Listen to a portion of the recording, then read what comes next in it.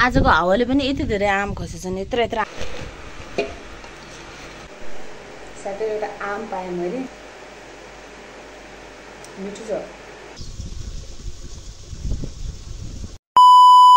Hello साथीहरू, नमस्ते। स्वागत छ तपाईहरुलाई कविता युट्युब च्यानलमा। र आशा छ तपाईहरु सबै सन्चै हुनुहुन्छ होला र म पनि सन्चै छु। र आजको भिडियोको सुरुवात चाहिँ दिउँसोको 11 बजेबाट हुँदैछ। बाहिर चाहिँ आजको मौसम चाहिँ घाम भन्नाले बादल पनि छ, घाम पनि छ, गर्मी पनि छ। के भन्नु, यहाँको मौसम यस्तै छ। पानी पर्यो भने पनि गर्मी हुन्छ, घाम लाग्यो भने त त्यो अब गर्मी त भइहाल्यो, घाम लाग्यो भने चाहिँ त्यस्तै छ मौसम। तर घाम चाहिँ कस्तो भनौँ, घाम लागेको छ, बादल पनि छ, घाम पनि छ।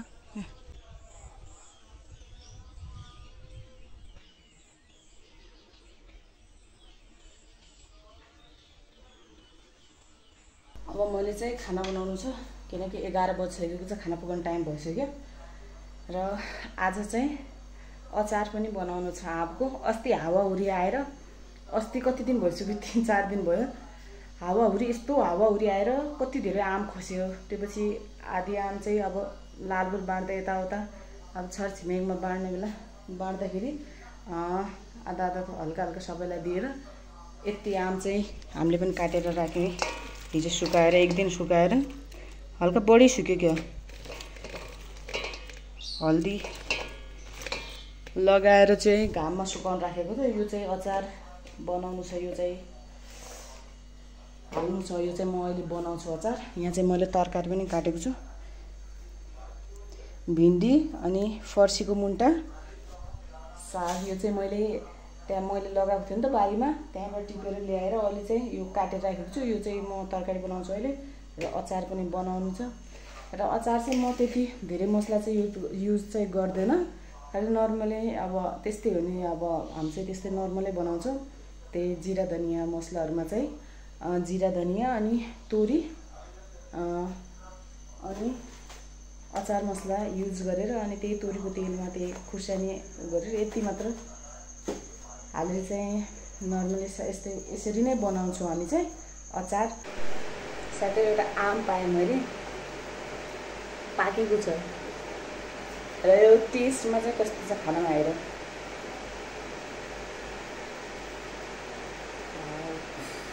यस्तो पाकेको छ, देख्नमा त राम्रो छ।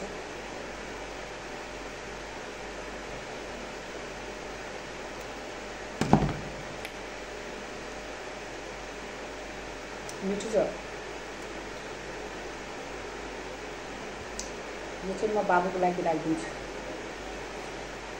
मैले चाहिँ अचारको लागि मसलाहरू चाहिँ पिसेर मिक्सरमा पिसेर तयार गरिसकेको छु। त्यही जिरा धनिया अनि खुर्सानी पनि, हरियो खुर्सानी थिएन, त्यही सुकेको खुर्सानी थियो घरमा, त्यही भएर मैले सुकेको खुर्सानी भुटेर अनि त्यसलाई चाहिँ पिसेर राखेको छु। र अब चाहिँ पहिला म खाना बनाउँछु, त्यसपछि अचार बनाउँछु। अब सबै तयार छ, खालि बनाउनु मात्र छ, रेडी। दिउँसोको 12 भइसक्यो टाइम चाहिँ, र खानासाना चाहिँ मैले बनाएर मम्मी बुवालाई दिइसकेको छु। अब चाहिँ मैले बनाउनु छ अचार। अचार बनाउने काम चाहिँ सक्नु छ। धेरै दिन भइसक्यो यो अचार चाहिँ बनाएर डब्बामा प्याक गर्नु छ फटाफट। र सामानहरू चाहिँ म सबै कलेक्ट गर्दैछु, चाहिने चिज सबै। डब्बा चाहिँ फटाफट, डब्बाको अझ डब्बा पनि त चाहियो।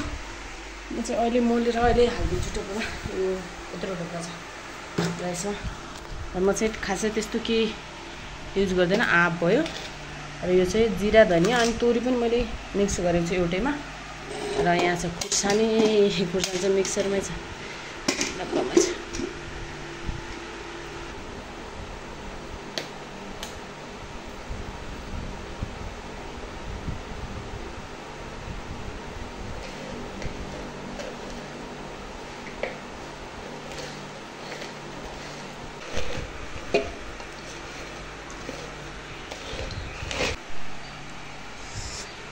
अचार चाहिँ रेडी भयो। अब चाहिँ यसलाई म डब्बामा हाल्छु। अचार चाहिँ 2 डब्बा भयो, एउटा ठुलो डब्बा, एउटामा चाहिँ मैले एउटामा चाहिँ सानोमा राखेँ। अब यो अचार चाहिँ म बाहिर काम चाहिँ लागेको छैन, हल्का फुल्का छ। त्यस्तै पनि आज चाहिँ माथि राखिदिन्छु म छतमा। अचारको काम पनि सिद्धियो। अब चाहिँ एकछिन म रेस्ट गर्छु। सानो बाबु चाहिँ सुतेको छ र एकछिनमा चाहिँ बाबुलाई लिन जानु छ। बाहिर चाहिँ घाम छ र एकछिन चाहिँ मम्मी बुवाले खाना खाइसक्नुभयो, म चाहिँ रेस्ट गर्छु एकछिन। हेर्नु साथीहरू, बाहिर चाहिँ यति गर्मी छ, यस्तो छ पुरा घाम लागेर। र अब चाहिँ म चाहिँ लागेँ बाबुलाई लिन छाता ओढ्दै। गर्मी यस्तो छ नि त, बाबुको गाडी पनि आइसक्यो।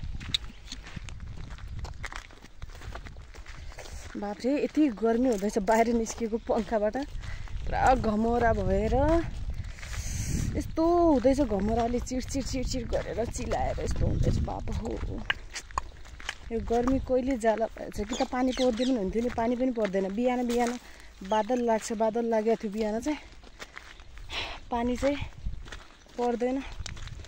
गर्मीले यस्तो मर्नु भएको छ। त्यही माथि बत्ती गयो भने झन् कस्तो हुन्छ। काव्यांश भन्छ कि बत्ती गयो भने फ्रिजभित्र जाउँला भनेर, फ्रिजभित्र ल्यान्ड।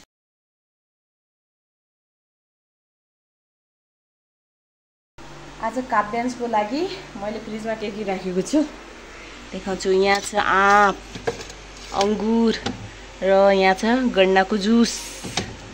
र अघि चाहिँ बुवा लालपुर जानुभएको थियो, लालपुरबाट गन्नाको जुस लिएर आउनुभएको थियो। र अब चाहिँ बाबुलाई गन्नाको जुस दिन्छु म। काव्यांश छिटो लुगा खोलेर आऊ त, गर्मीले यस्तो भएर घमरा पसिना आयो अरे। एकैछिन बाहिर निस्केको पङ्खाबाट, पङ्खामा बसेर पनि त तातो तातो हावा आउँछ, गर्मी नै हुन्छ हुन त। हाम्रो टेडीलाई झन् कति गर्मी हुन्छ। के भयो टेडी, घाम भयो त? टेडीलाई झन् यति गर्मी हुन्छ। कति गर्मी मान्छ यो टेडी। डगी के भयो, गर्मी भयो? गइ थिए पो खुब ल्याउन काव्यांशलाई पाछा लाग्बर घाममा। बिहान स्कुल पुगाउनु पनि जान्छ, अहिले म लिन गएको, लिन पनि जाने। हेर्नुहोस् यो किरियान्सलाई के गरेको तिमीले यस्तो, हेर के भनेको।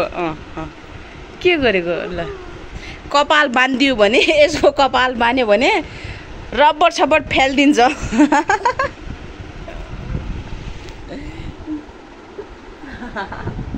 कति चकचके छ यो, कति चकचके। यता हेर न, यता हेर न, मोबाइल खोइ बाबा। दादा त चकचके थियो नै, दादा भन्दा झन् चकचके यो छ किरियान्छ। भाइ भएछ, दादा भन्दा एक नम्बर बढी त हुनु पर्यो होइन बाबा, होइन? दादा खै देखाइदेऊ न, हजुर दादा देखाइदेऊ न। दादा खै दादा, दादा खै बाबा, दादा खै देखाउनु दादा। देखो ये क्या कर रहा है ऐसा।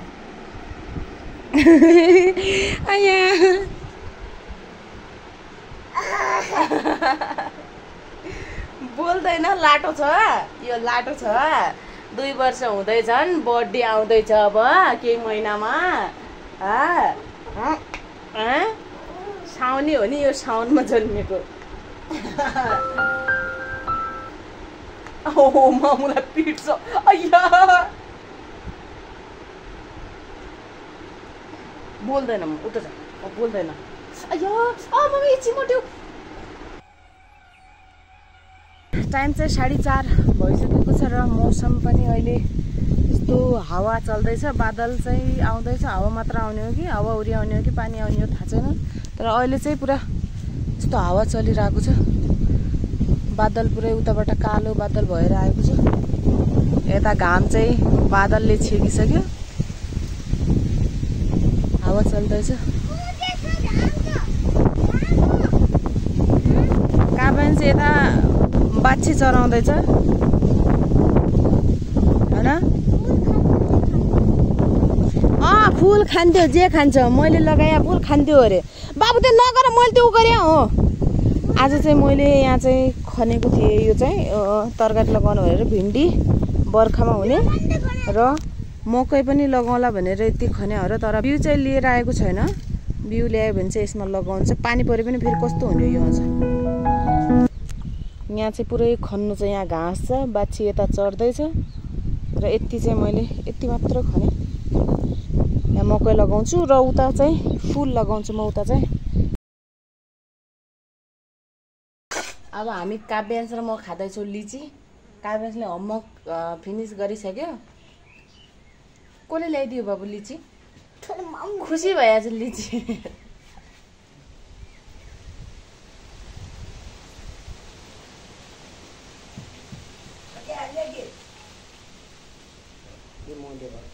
हजुर पनि खाने हो, खाइदेऊ न। आमालाई पनि देऊ न। खाने हो त।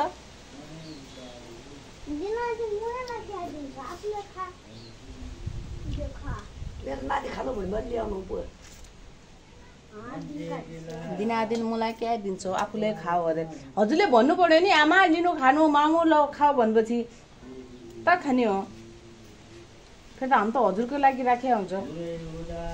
मलाई त हजुरको माया लाग्छ नि बढी। हजुरको लागि राखिराख्छु चेक गरे। हजुरको मेरो आजको हावाले पनि यति धेरै आम खसेछन्, यत्रो यत्रो आम। बाफ्रे यति ठुला ठुला आम छन्। आज पनि आम खसेर यति धेरै 1 बाल्टी 2 बाल्टी पुरा 2 बाल्टी आम खसेका छन्। अब यो आम चाहिँ दबाई लगाएर पकाउन राख्ने हो अनि पाकेपछि खाने। किनकि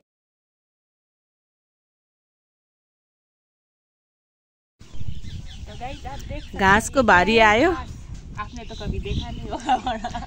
नहीं हमने तो नहीं देखा है घास। एक भारी घाँस निकाल्ने हैन। काव्यांश छँदैछ नि घाँस निकाल्ने काम गर्ने। ल ल काव्यांश निकाल्छ नि, म निकाल्दैन। ल किरिया चाहिँ यता आऊ तिमी। किरिया चाहिँ कहाँ पुग्छ है फेरि। अब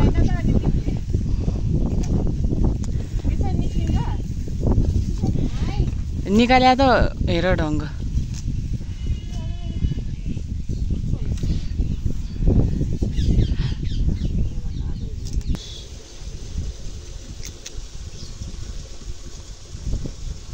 ये आ गया भैंसी लेके।